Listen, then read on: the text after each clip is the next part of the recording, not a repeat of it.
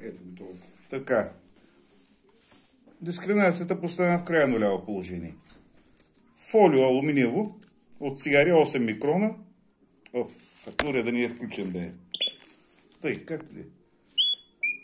Дискриминацията в крайно ляво положение. Това е от стари цигари. Алуминиево фолио. Цветно. Ето за пример пирона. Железен пирон. Черно. Така. Никелова монета. Никелова сплав. Цветно. Апликация. Бронз. Цветно. Масивна медна плочка. Цветно.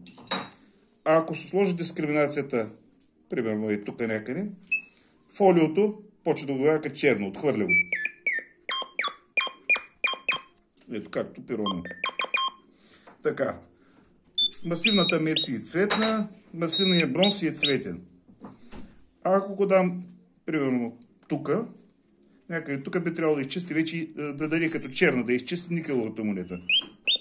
Още малко.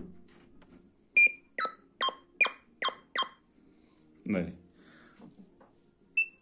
Масивната мед, масивният бронз са си цветни до крайно положение.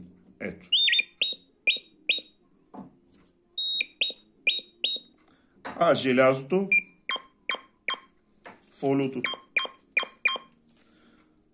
никеловата монета, ето тук пак някаква никелово-медна сплав, съвременна монета, ги изчиства. Единствено масивните бронзови и медни обекти остават да се чуват с висок тон. Това е.